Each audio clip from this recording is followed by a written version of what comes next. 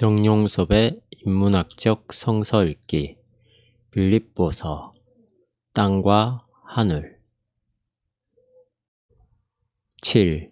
초대교회의 그리스도 찬양 2장 5절에서 11절 너희 안에 이 마음을 품으라 곧 그리스도 예수의 마음이니 그는 근본 하나님의 본체시나 하나님과 동등됨을 취할 것으로 여기지 아니하시고 오히려 자기를 비워 종의 형체를 가져 사람들과 같이 되었고 사람의 모양으로 나타나셨음에 자기를 낮추시고 죽기까지 복종하셨으니 곧 십자가에 죽으심이라. 이러므로 하나님이 그를 지극히 높여 모든 이름 위에 뛰어난 이름을 주사 하늘에 있는 자들과 땅에 있는 자들과 땅 아래 있는 자들로 모든 무릎을 예수의 이름에 꿇게 하시고 모든 입으로 예수 그리스도를 주라 시인하여 하나님 아버지께 영광을 돌리게 하셨느니라. 바울은 앞부분 1장 1절에서 2장 4절에서 아주 평범하게 편지 형식으로 글을 쓰다가 바로 이 부분에 이르러서는 정확하게는 2장 6절에 이르러서는 약간 다른 성격으로 썼습니다. 우선 내용적인 면에서 볼 때 평상적인 글에서 신학적인 글로 바뀌었습니다.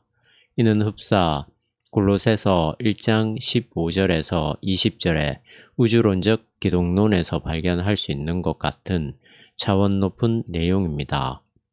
그 다음으로는 형식적인 면에서 볼 때 산문에서 운문 형식으로 바뀌었습니다.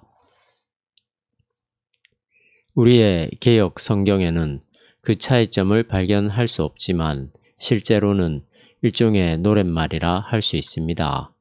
신학자들이 밝혀주고 있듯이 이 그리스도 찬가는 바울 이전에 이미 전성되었던 내용이 틀림없습니다. 여기에 사용된 단어와 그 신학적 성격이 원래 바울과는 차이가 있다는 말입니다. 바울은 그 당시 초대교회에 전승되던 이 그리스도 찬가를 자신의 편지 글에 포함시킴으로써 빌립보 교인들에게 복음의 진수를 전하려 했습니다. 우선 그는 그리스도 예수의 마음을 가지라는 말로서 이 그리스도 찬가를 시작합니다. 그리스도와 일치하는 마음을 가지라는 뜻입니다.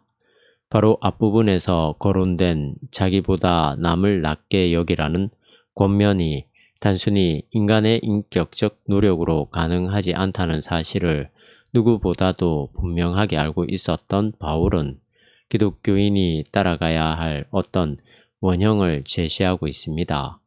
인간의 윤리라는 것은 자기 스스로에게서 시작하는 게 아니라 어떤 절대적인 힘의 의지에서 발현되는 것뿐이라는 말씀입니다. 결국 기독교가 제시하는 삶은 다른 데 있는 게 아니라 끊임없는 그리스도와의 일치에 있습니다. 여기에 바로 다른 종교나 철학 혹은 윤리와 대립하는 기독교의 가장 큰 차이점이 있습니다. 이것은 곧 인간 구원이 아래로부터인가 아니면 위로부터인가의 차이점이기도 합니다. 요즘도 인간 문제에 대한 처방은 대개가 아래로부터 오는 방식을 취하고 있습니다. 그것이 곧 합리적인 것이며 실제적인 것이라고 여기기 때문입니다. 인간 발달, 심층 심리학, 정신분석, 정치적 담론, 교육 제도 등 이 모든 것들은 어떻게 하면 인간의 노력에 의해서 인간다운 세계를 건설하는가에 집중하고 있습니다. 이것들은 나름대로 혹은 상당히 효과적으로 인간 문제를 해결하는 데 도움이 될 수 있긴 합니다. 그러나 사실 그런 노력은 오랜 세월 동안 계속되어 왔지만 인간 문제를 근원적으로 해결하는 데는 아주 미미하다는 사실이 밝혀졌을 뿐입니다. 법 문제만을 좁혀서 생각해 보십시오. 로마는 로마법이 부실해서 망했을까요? 오늘 선진국의 많은 문제들은 그 나라의 법이 어딘가 완벽하지 못한 구석이 있기 때문에 벌어지는 것일까요? 노동자와 사업자 간의 문제를 법적으로 완전히 해결할 수는 없습니다. 의사와 약사 사이에 벌어지는 갈등도 역시 법으로 해결될 수는 없습니다. 우리 기독교는 위로부터의 계시에 희망을 두고 살아갑니다. 구체적으로 말해서 그리스도 예수와 하나 됨으로써 인간 문제가 해결된다고 믿습니다. 물론 현실의 여러 구조와 세력이 예수 그리스도의 말씀에 쉽사리 순종하지 않는다는 사실을 모르는 바는 아닙니다만, 또한 이 세상의 종말이 오기 전까지는 그 어떤 완전한 사회가 가능하지 않다는 사실을 인정하는 바입니다만, 여기서 중요한 것은 어떤 방향성을 갖는가 하는 점입니다. 그리스도 예수의 마음을 가지라는 바울의 가르침은 우리 각자의 문제나 혹은 사회적인 문제가 위의 것에 의존해서 풀려야 한다는 것이라 할 수 있습니다. 이처럼 인간과 세상의 모든 문제가 달려있는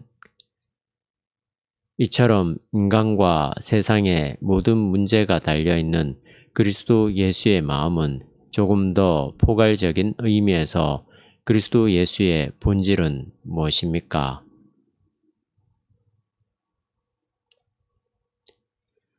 그리스도의 선제성. 초대교회는 그리스도를 근본 하나님의 본체였다고 노래했습니다. 본체가 무엇을 말하는 것일까요? 그리스도의 실체가 하나님과 똑같았다는 뜻은 아닙니다. 실체는 둘이면서 동시에 하나일 수 없습니다. 이 말은 그리스도의 존재 양식에 관한 표현입니다. 좀 더 정확하게 말하면 그리스도의 선제성에 대한 표현입니다. 태초에 로고스가 있었다는 요한복음의 진술처럼 그리스도는 만물이 생기기도 전에 하나님의 존재 양식에 참여하고 있었다는 말입니다. 어떤 분들은 역사적 실존 인물이 어떻게 역사를 초월할 수 있느냐고 반문하실 겁니다. 그 말은 옳습니다. 역사는 역사 안에서만 타당하지 역사를 뛰어넘으면 이미 역사가 아닙니다. 그러나 완전한 진리라는 것이 우리가 계산해낼 수 있는 실증적 역사 범주 안에서만 확인될 수 있는 것은 아닙니다. 우선 두 가지 각도에서 이 문제에 접근해 봅시다. 첫째, 우리가 엄정한 사실이라고 믿고 있는 모든 것들은 감각적인 범주 안에서만 확인된 것뿐이지 그런 감각적인 것의 내면에 있는 궁극적인 범주에서는 별로 확실하지 않습니다. 따라서 우리가 참된 사실과 진리를 인식하려면 만물의 본질을 파악할 수 있어야만 하지 그 외면에만 사로잡혀서는 안 됩니다. 간혹 철학은 우리로 하여금 이렇게 생각의 지평을 바꾸는데 큰 도움을 주기도 합니다. 예컨대 화이트헤드가 표명한 이후로 거의 과정 철학의 중심 명제가 되다시피 한 Reality is a process라는 개념만 해도 그렇습니다. 만물의 실질을 실체가 아니라 운동과 변화와 진화의 차원에서 바라보는 이런 관점을 통해서 우리는 이 세계를 바라보는 새로운 지평을 획득하게 됩니다. 만약 이렇게 다른 시각으로 세상을 바라볼 수만 있다면 기독교인이 아닌 사람이라고 하더라도 초대 기독교인들이 역사적 예수의 사건에서 역사의 초월을 경험하고 확신했다는 사실을 그렇게 허황한 주장이라고 매도할 수만은 없을 것입니다. 둘째, 역사의 흐름이 늘 과거와 현재와 미래라는 구도 속에서 단선적으로만 흘러가는 게 아닙니다. 과거의 원인에 의해서 현재의 결과가 발생된다는 생각이 너무 확고하기 때문에 미래가 현재를 규정해낸다는 견해를 도저히 받아들일 수 없을지 모릅니다만 그 가능성을 부정하면 안 됩니다. 우선 과거의 원인에 의한 결과가 현재라는 역사관이 늘 정당한 게 아닙니다. 이 역사는 원인에 의해서가 아니라 전혀 예상하지 못한 새로운 사건이 개입함으로써 진행되고 있습니다. 인류사만이 아니라 생물학이나 물리학도 역시 이런 우연성이 결정적인 역할을 한다는 점에서 과거로부터 현재를 거쳐 미래로 진행된다는 역사관은 한계가 있습니다. 시간이 반드시 과거에서 현재와 미래를 향해서 흘러가는 걸까요? 저는 아인슈타인의 상대성 이론을 거들먹거릴 만한 위치에 있지 못합니다만 단지 시간이 공간과 결합되어 있기 때문에 우리가 우주적 크기의 공간 이동을 할 수 있다면 시간의 흐름도 역시 상대적으로 바뀔 수 있다는 점만은 어느 정도 이해가 갑니다. 이런 점에서 예수 그리스도의 선제성 문제가 무조건 허망한 생각이 아니라고 할 수 있습니다. 종말이 현재에 선치적으로 발생한다고 믿는 기독교는 예수님을 이미 하나님이 이 세상을 창조하실 때 함께 계신 분이라고 생각합니다. 만약에 예수에게 부활 사건이 일어났다면 그는 이미 미래의 완성에 참여한 분이며 그 미래의 완성이 곧 창조의 완성이라고 할 때 이미 선재하고 있는 분이라고 할 수 있습니다. 그리스도의 낮춤. 그리스도 창가는 하나님의 본체 안에 있었던 그리스도가 종의 형체를 가졌다고 노래합니다. 하나님과의 동일한 존재 양식에서 종의 존재 양식으로 자기를 낮추었습니다. 이 구절이 소위 케노시스에 해당합니다. 초대 기독교인들이 이해하고 있는 대로 그리스도가 자기를 종의 형체로 낮추었다는 이 사실이야말로 기독교적 구원론의 출발점입니다. 이 문제에서도 우리는 사유의 패러다임을 바꾸어야만 이해가 가능합니다.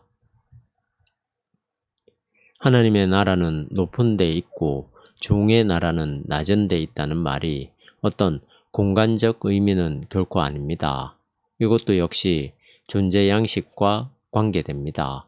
예수 그리스도가 참된 자유와 평화와 기쁨이 있는 세계로부터 이 역사의 한계 안으로 오셨다는 뜻입니다. 절대의 세계로부터 상대의 세계로 오셨다고 말입니다.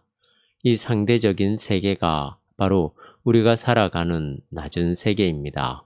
절대의 세계는 상대적 세계에서 그 정당성이 확보되며 상대적 세계는 절대의 세계에 그 뿌리를 두고 있습니다. 일종의 변증법적 관계입니다.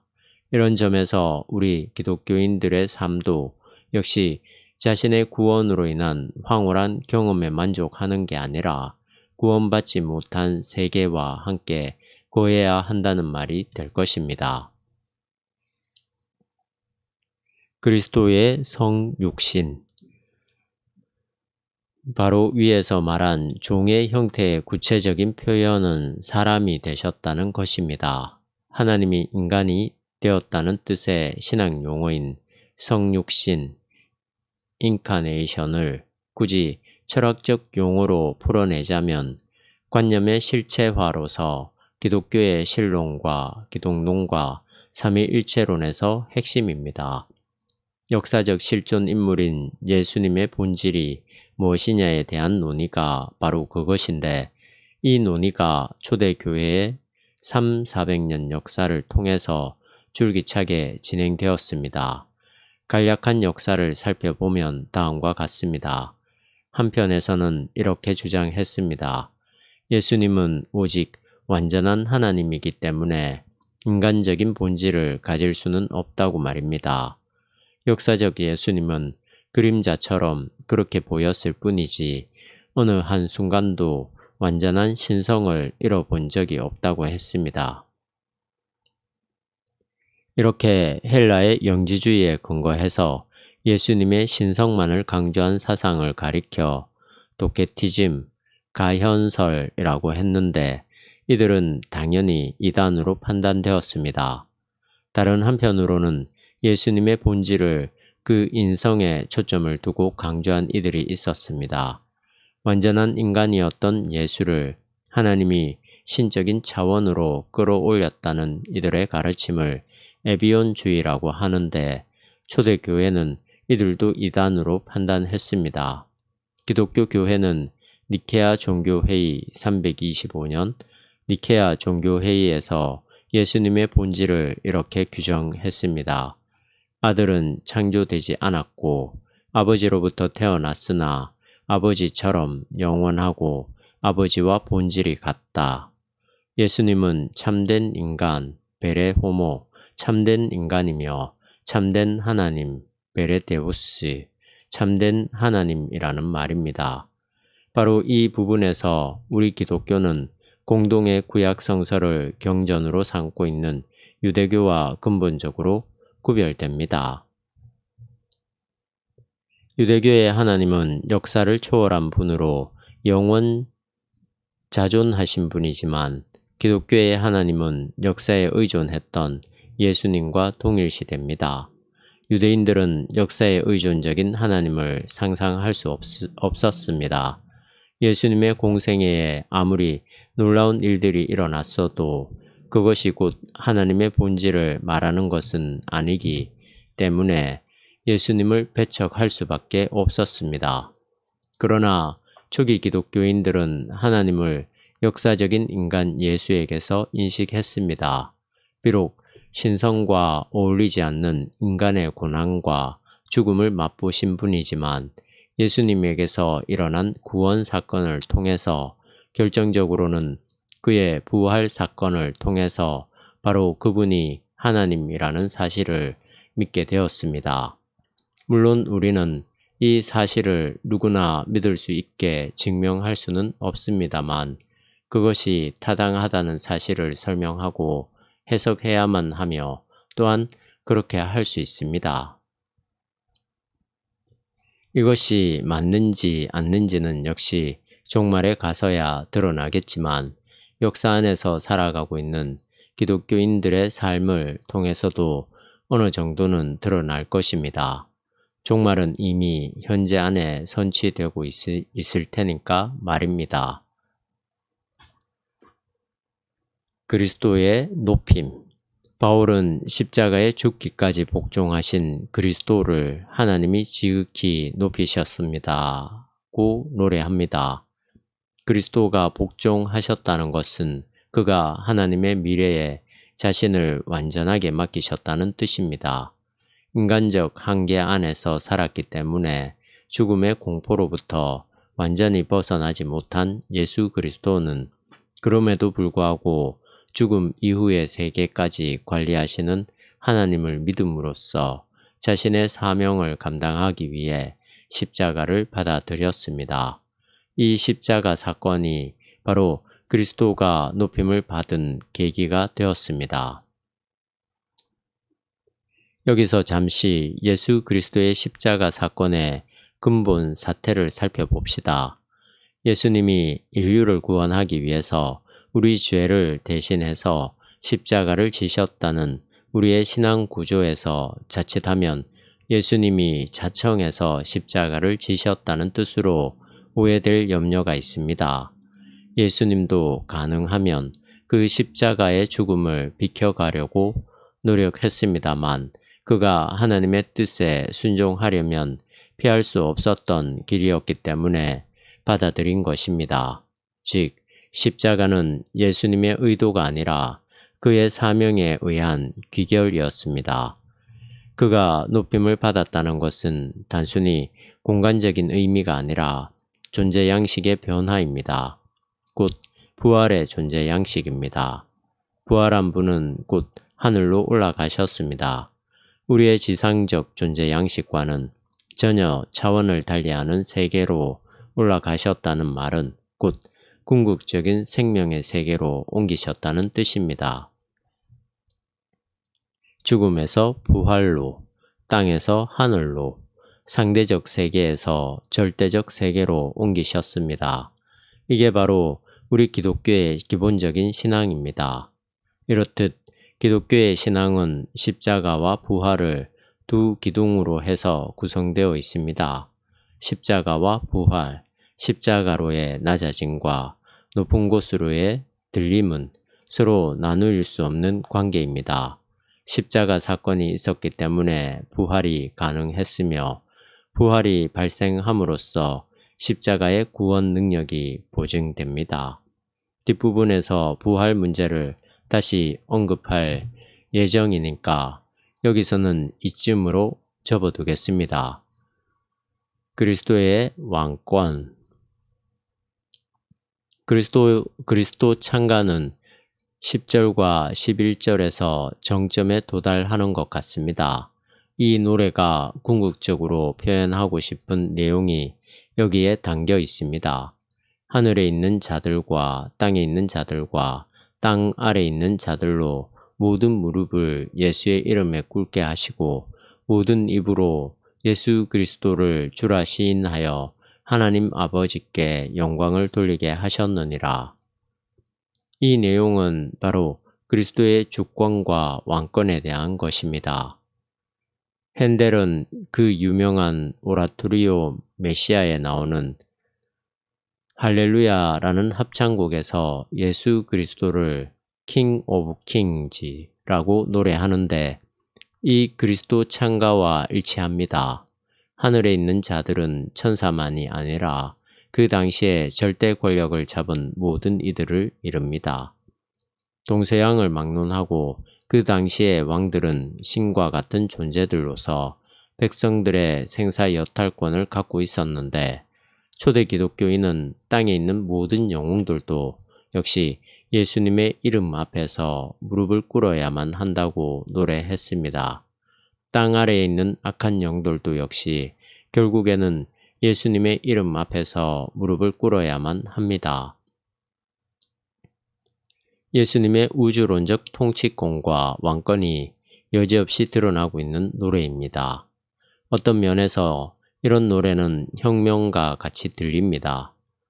자신들의 죽음을 담보하지 않는 한 2000년 전에 어떤 이들이 감히 이런 노래를 공개적으로 부를 수 있습니까? 무소불위의 권력을 행사하던 로마가 여전히 그 막강한 힘으로 통치하고 있던 그 역사의 한복판에서 초대 기독교인들은 무슨 생각에서 어떤 용기가 있었기에 기존의 체제를 뒤바꾸어버리는 이런 혁명적인 노래를 부를 수 있었습니까? 이 대답은 아주 명확합니다. 그 당시 기독교인들은 인간의 생명이 죽음으로 끝나지 않는다는 확신이 있었기 때문에 죽음 이편에서만 힘을 쓰던 절대 권력을 결코 두려워하지 않을 수 있었습니다. 초대교회의 순교 역사가 바로 이를 대변해주고 있습니다. 오늘 우리 기독교인들은 초대 기독교인들의 이런 그리스도 창가에서 진정한 신앙의 의미와 용기를 배워야만 합니다. 우리는 그리스도에게 무릎을 꿇어야만 할 많은 세력을 두려워하고 그들을 부러워하고 있습니다. 우리가 물질적으로 궁핍해지지 않을까 해서 경제적인 힘을 가진 이들의 눈치를 보며 살아갑니다. 이 현재 사회에서 고립되지 않을까 해서 이 시대 정신을 추종하기에 정신이 없습니다. 교회 안에서도 우주의 왕이신 그리스도가 아니라 세속 정신이 왕노릇하고 있습니다. 교회가 자기를 나타내는 일에 몰두함으로써 왕이신 그리스도를 드러내는 일에는 몹시 소홀합니다. 물론 교회 안에서는 매주일, 매일 예수 그리스도가 이 세상의 주이며 왕이라고 선포되고 있긴 합니다만 그것은 한낱 공허한 외침에 불과하지 실제로 그렇게 믿거나 확신하지는 못하고 있습니다. 만약 하늘과 땅 아래의 모든 세력이 그리스도에게 무릎을 꿇어야 한다는 사실을 정확하게 믿고 있다면 우리의 교회가 더 이상 자신의 교회를 내세우는 자신들의 교파만을 내세우는, 그래서 결국 이렇게 분열된 교회 현상에 안주하지는 않았을 것이며, 아니면 최소한 이런 현상을 고쳐나갈 준비를 서두르고 있겠지요. 하늘과 땅과 지하의 모든 세력이 무릎을 꿇어야 할 예수님이 가난한 목수 집안에서 출생했다는 사실은 곧 그리스도 창가에 내재된 신비를 의미합니다. 그것이 신비인 이유는 하나님의 구원 행위가 우리의 생각을 뒤집기 때문입니다. 상식적으로 볼 때 목수의 아들이 우주론적인 통치자가 된다는 것은 가당치가 않습니다만, 하나님이 일하시는 방식은 그렇습니다. 이런 점에서 진리를 열어가기보다는 오히려 닫아버리는 우리의 상식과 지식을 뛰어넘어 임하시는 하나님의 구원 행위를 기대하고 희망하는 것이 곧 기독교의 신앙입니다. 여기에 바로 하나님이 행하시는 구원 역사의 신비가 있으며, 우리 기독교인들은